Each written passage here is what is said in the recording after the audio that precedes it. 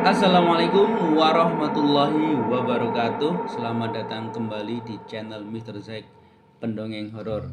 Halo, apa kabar teman-teman sekalian? Semoga kita semua selalu diberkahi oleh Allah dengan rezeki yang luas, kesehatan yang prima, keberkahan, kemudahan, dan kebahagiaan hidup dunia dan akhirat.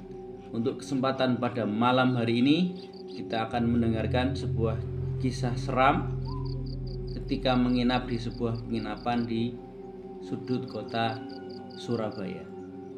Oke, kita ke cerita.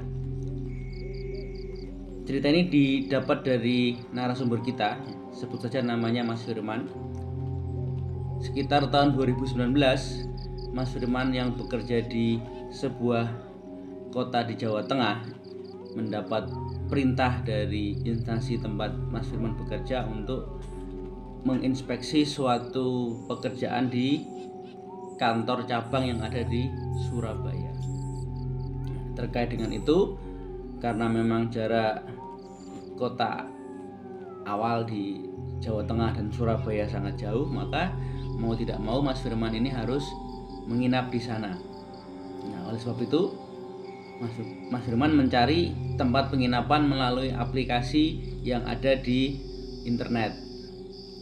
Yang menjadi patokan, karena Mas Firman belum pernah ke Surabaya, yang menjadi patokan adalah tempat penginapan tersebut harus dekat dengan kantor cabang yang akan diaudit dan harus sesuai dengan budget rupiah yang sudah disediakan oleh perusahaan.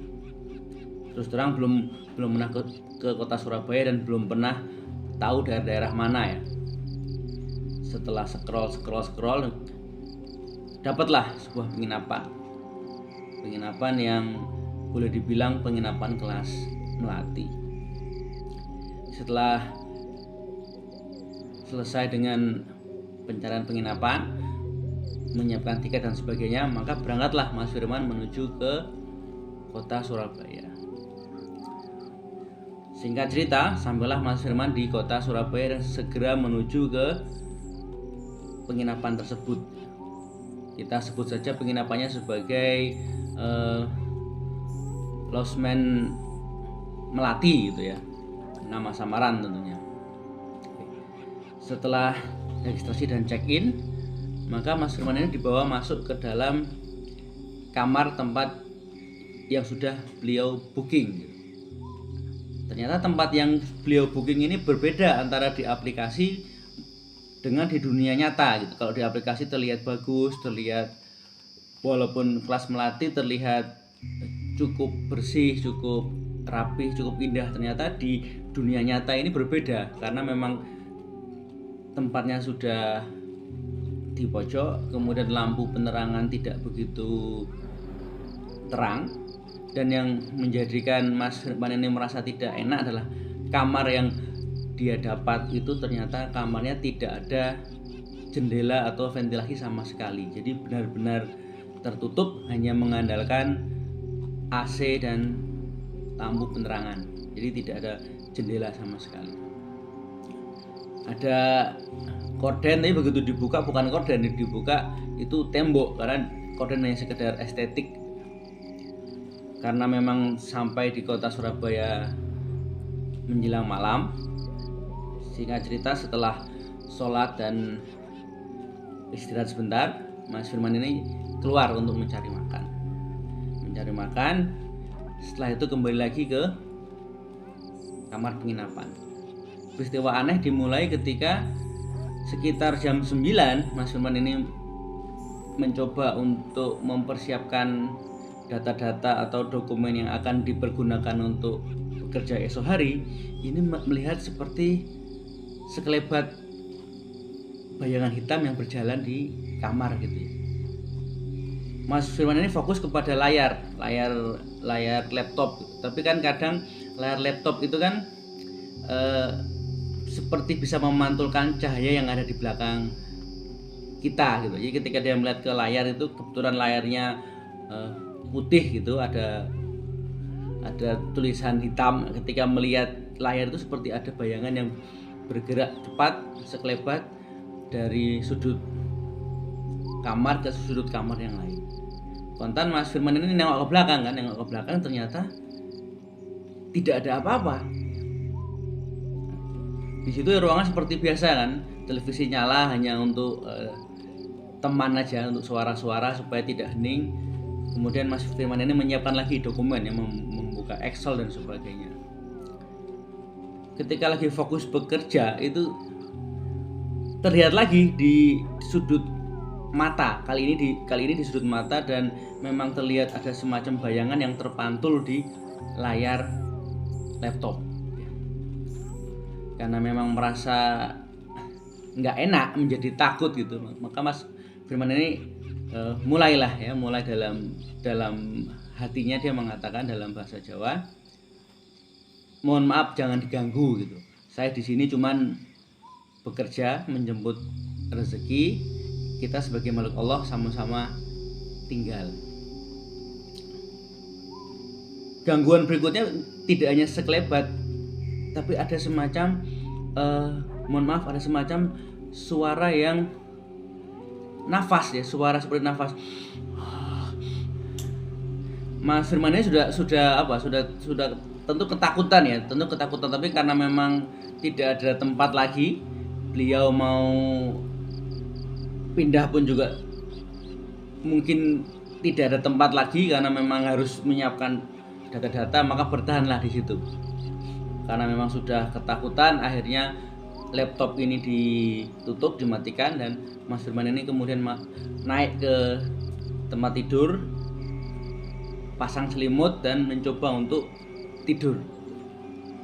Tapi sebelum kita lebih jauh ke cerita, seperti biasa Maitre Zack ingin mengucapkan banyak-banyak terima kasih kepada kawan-kawan yang sudah mendukung berkembangnya channel ini, yang sudah mendengarkan, yang sudah like, share, komen, dan subscribe.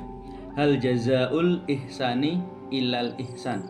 Tidak ada suatu balasan atas kebaikan kecuali kebaikan itu sendiri. Bagi teman-teman yang sudah berbuat baik, semoga kebaikan teman-teman dibalas oleh Allah dengan kebaikan yang lebih baik lagi. Bagi teman-teman yang mendengarkan tapi belum subscribe, mohon izin di subscribe terlebih dahulu, karena subscribe adalah sebuah kebaikan, dan subscribe akan membuat Maitre Zack lebih bersemangat dalam membuat konten horor terbaru. Oke, kita lanjut ke cerita. Ketika memaksakan tidur di atas ranjang ini dengan menyelimuti tubuhnya, dengan kondisi lampu menyala dan TV menyala memang untuk suara-suara, karena memang kamar itu di sudut, di pojok, tanpa jendela sama sekali, hanya mengandalkan AC gitu. Nah, ketika menyelimuti tubuhnya ini ada suara-suara seperti orang yang bernafas. Semakin bercucuran keringat, walaupun itu kondisi dalam ruangan ber-AC, tapi karena mendengar suara orang bernafas padahal tidak ada orang lain, hanya dirinya, Mas Firman ini semakin ketakutan. Di sudut matanya beliau melihat sekelebat bayangan hitam yang berjalan kembali dari sudut ke sudut. Sambil ketakutan beliau membaca doa-doa dalam hati, dan kemudian beliau ini benar-benar ketiduran ya, benar-benar tidur.